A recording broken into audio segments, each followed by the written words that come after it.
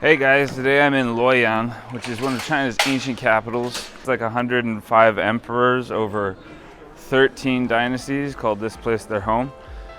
And so I'm gonna go check it out. I think the first thing that I'm gonna do is go to the history museum because I wanna find out something about the history. So here we go.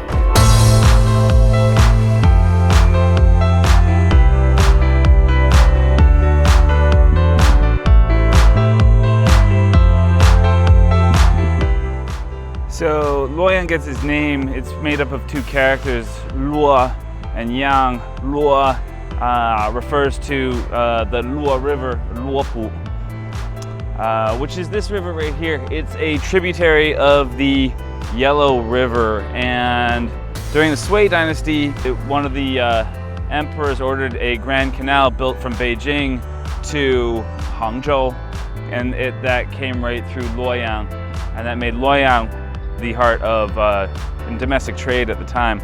The other character is Yang, which means sun, because Luoyang, the city, is on the northern banks of the Luo River, and so therefore the name Luoyang means the sunny banks of the Luo River.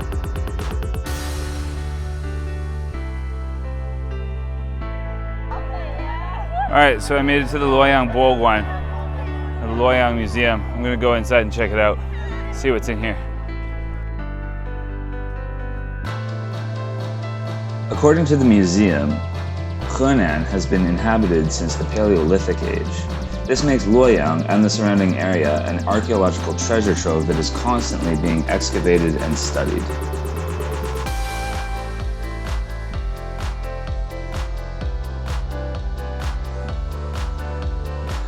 The museum displays artifacts dating back 8,000 years and organizes them into successive dynasties from the Xia all the way up until the Sui and Tang.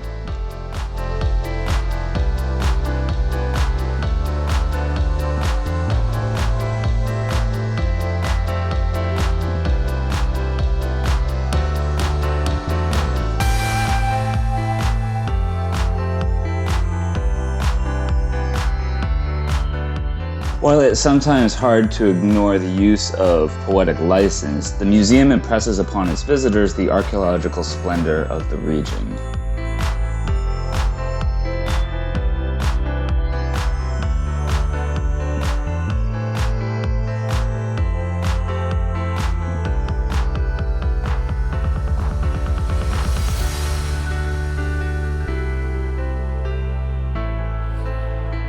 All right, so that took me about 2 hours, I think. That was a pretty good museum. I thought it was well curated. It gave a nice little overview of Luoyang's history, and it really kind of displayed the archaeological richness of this area of China. There was a lot of pieces that were quite cool. So it was definitely a good first place to come, but I wanted to know more about the Zhou dynasty, and so they actually have another museum that is just dedicated towards Eastern Zhou relics. So we're gonna go check that out right now.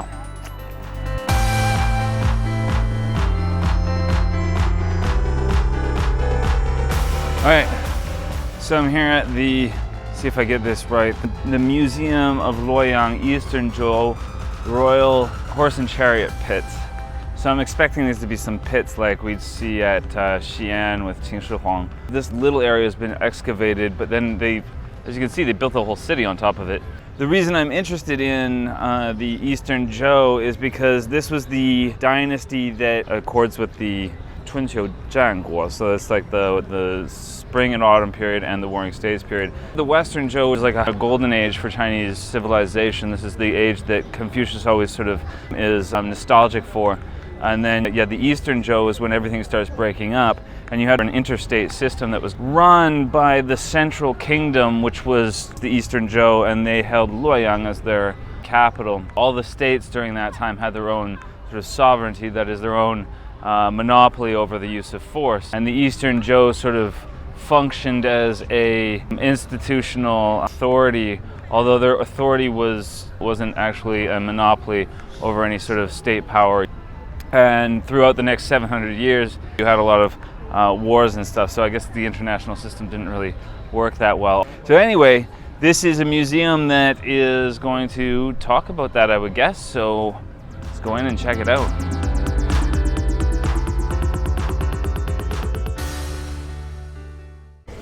So it says that there were 25 Zhou kings and that they were all buried in mausoleums around Luoyang. And so this is where you find a lot of the excavations. Their mausoleums were built in the shape of these Chinese characters like Jia and Ya. So down here is where they started excavating some of them, but then they've stopped excavating them, I guess because they built a city around and because they don't really want to destroy all of this like sort of archaeological stuff. So that museum was alright. It wasn't nearly as intense as the first museum that we went to. Focused mostly on the Eastern Zhou kings and what they know of them, or what's left of them, I guess.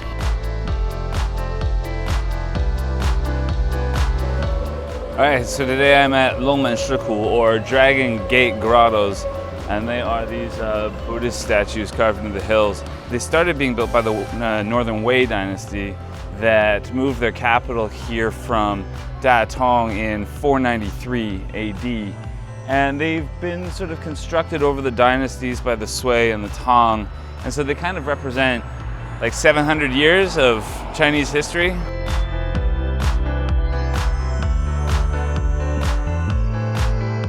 The grottos were started by the Northern Wei dynasty in the 6th century CE and expanded in 4 phases throughout the Wei, Sui, and Tang dynasties. Each cave represents not only the styles and interpretations of Buddhism at the time, but also the contemporary political landscape. For instance, the Binyang caves were commissioned by Emperor Xuanwu in honor of his father, Emperor Xiaowen, who was responsible for moving the Wei capital from Datong to Luoyang and thus conquering China proper. Famously, many of the statues carved in the Tang dynasty, particularly the Maitreya Buddha in the Huijian cave and the 17-meter tall Vairocana Buddha, are said to be crafted in the image of Wu Zetian, China's only female sovereign. Unfortunately, the most striking feature of the grottos is the destruction that they have endured over the centuries. While much of the literature claims that it was destroyed by cave robbers from Europe during the late 19th and early 20th centuries, many of the Chinese tourists around me blame the Red Guard for defacing the monument during the Cultural Revolution.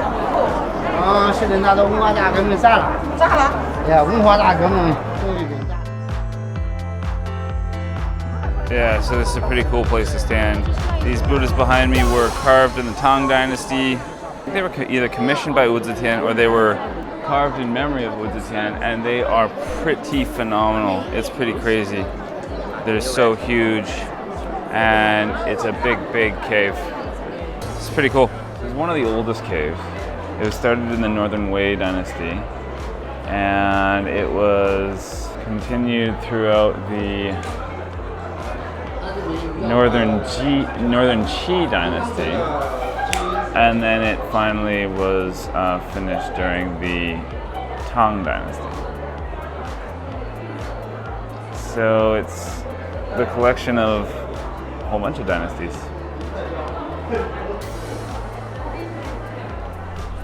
So yeah, I'm about finished now. I saw the East Caves and the West Caves. It was pretty spectacular.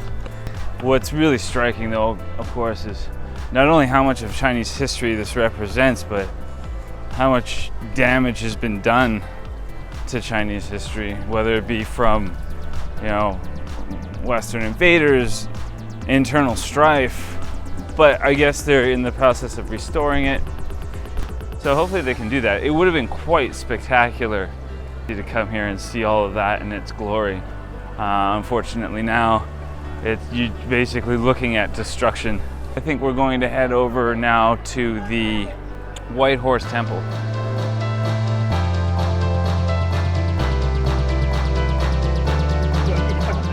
Alright, so here I am at White Horse Temple, and it's supposed to be the oldest Buddhist temple in China.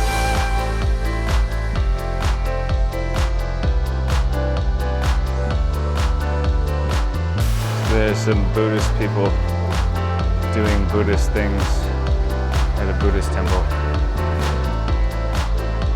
And there's some more Buddhist people. doing Buddhist things at a Buddhist temple.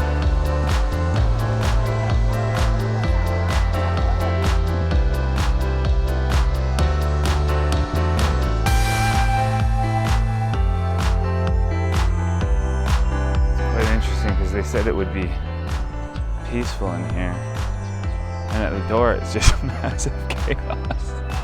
But once you get in here, even though there's a ton of people, it does seem actually relatively peaceful.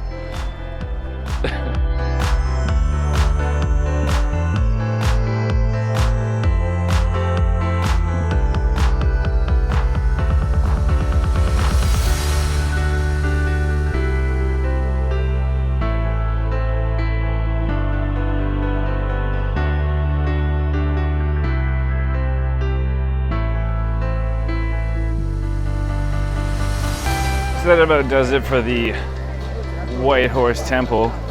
It's like some historical significance because it was like the first Buddhist temple in China, built in 64 AD, and it's like Eastern Han, sort of relic of the Eastern Han, rebuilt by the Ming and the Qing, like pretty much everything in China. And I mean, if you've seen a Buddhist temple, it's just the same as any Buddhist temple in China. Now I think we're off to like the Sui and Tang. There's some sort of Sui-Tang thing. So yeah, that's our next stop.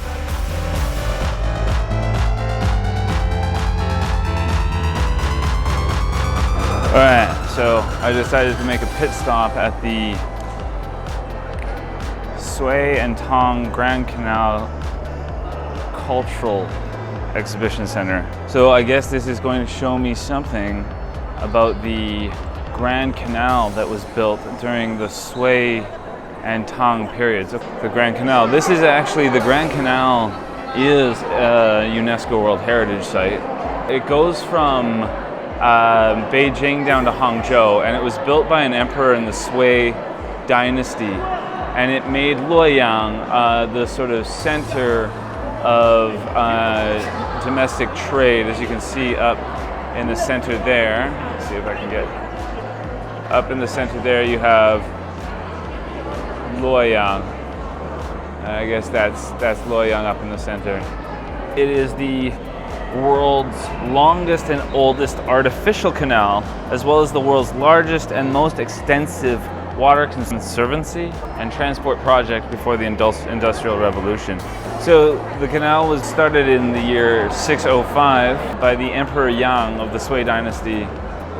It's called the Tongji Canal. It was built in Luoyang. Later the emperor had the Yongji Canal built in the north and the Jiangnan Canal built in the south. And these artificial waterways constituted more than 2,700 kilometers. So it was 2,700 kilometers long. Still is. In 589, China entered the political landscape of north-south divisions, and they pulled off a great unification. And then in 608, Emperor Yang of the Sui dynasty ordered to have Luoyang built as the east capital. Meanwhile, to cement his rule and address internal and external troubles, and strengthen ties between the national capital, northern military frontier, and economically developed southern areas, the emperor ordered the court to build the Great Canal. It was a real physical statement of the unification of China. The Sui dynasty ended political secession that lasted for a long period during the Weijin and the northern and southern dynasties. The Sui court needed to consolidate hard-won political unity, strengthen ties with the Jiangnan region. Jiangnan region would have been the region around the Yangtze. So the Grand Canal was this huge infrastructure project to unite the country after political unrest. So it says that it was basically built in order to transport grain across the country to address imbalances of social and natural resources in the northern and southern parts of China.